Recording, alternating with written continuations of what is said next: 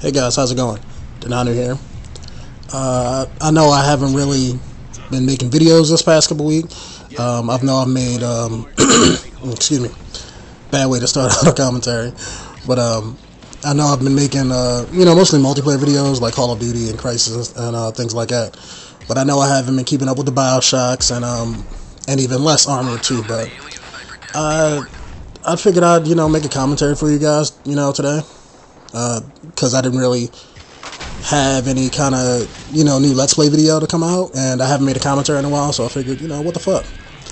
And but instead of talking about something that every other channel is probably out there talking about, I mean, I don't know what. I know they just recently had a Call of Duty patch come out today, but F that.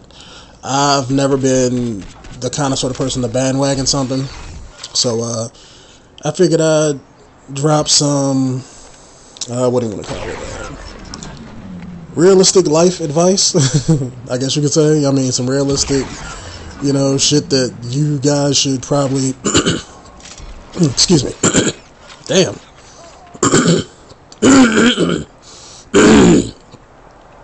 there we go. Now my voice should sound damn near perfect, but my bad about that.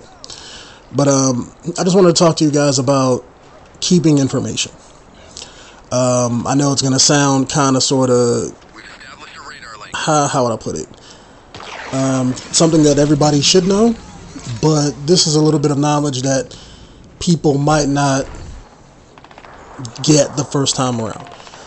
The reason I haven't been putting up a lot of Let's Play videos like I would normally do since before 3 weeks ago is I just recently got a new job. I do Verizon tech support. When you call up, somebody on the phone and you having problems with their internet, I'm the guy you talk to.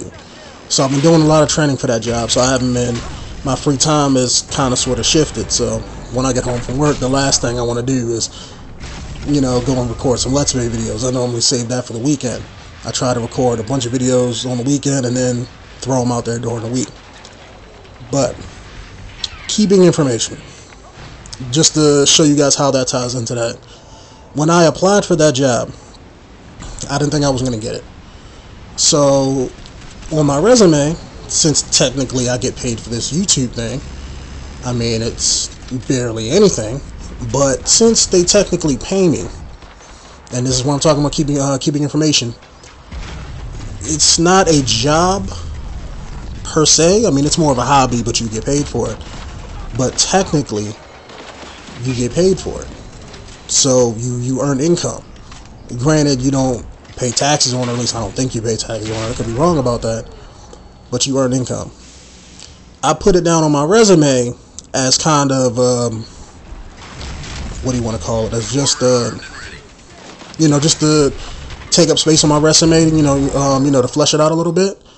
But when Verizon did their background check on me, it was, they pulled that up and was like, okay, well, can you provide some information on this? And I didn't have no information to give them, so I gave them my Social Blade stats, my YouTube analytics page. I took screenshots of all of that shit and gave it to them. And the reason I say you should keep all of that information is because I gave them that, they bumped my pay scale up from, let's say, what they would have paid me, and they bumped it up a few dollars because of it.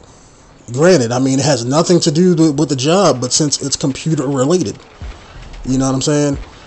They bumped up my pay scale from what it was going to be to what it is now. And you have to look at it like that from a job's perspective.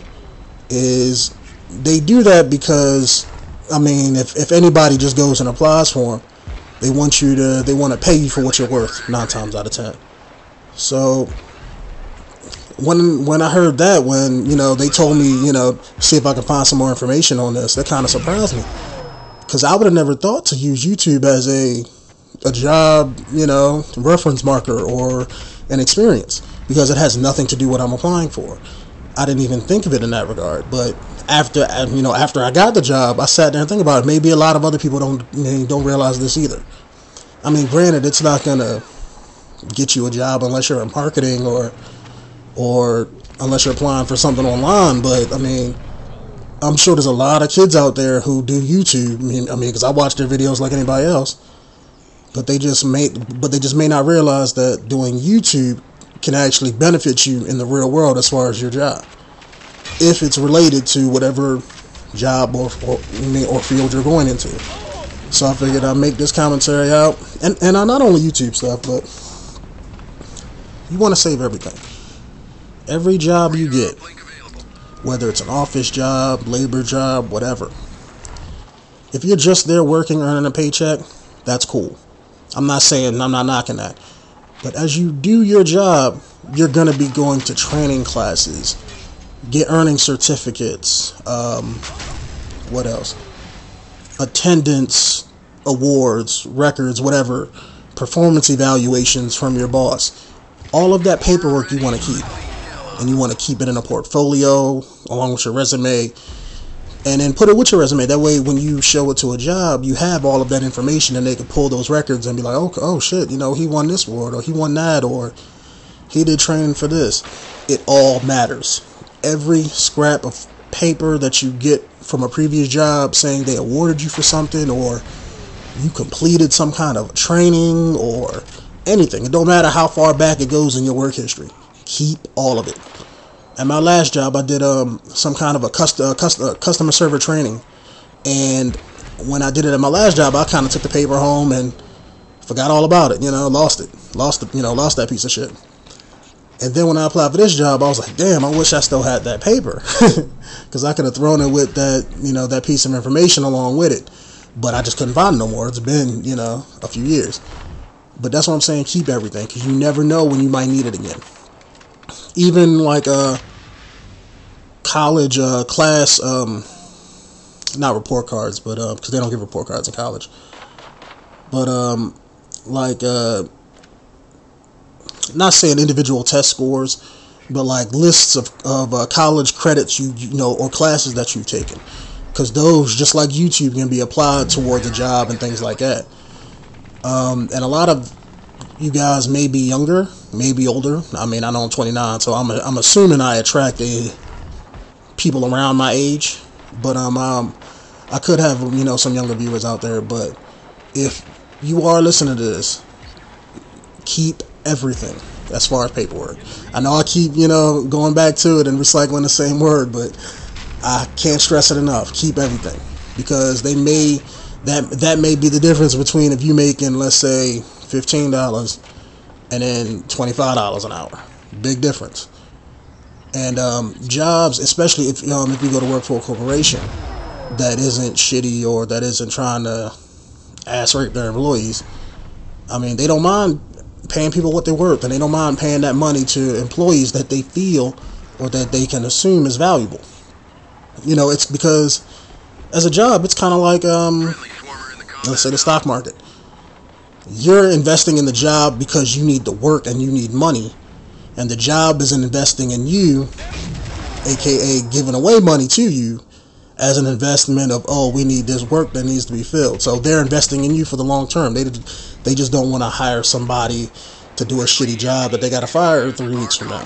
See what I'm saying? So that's why I say keep everything.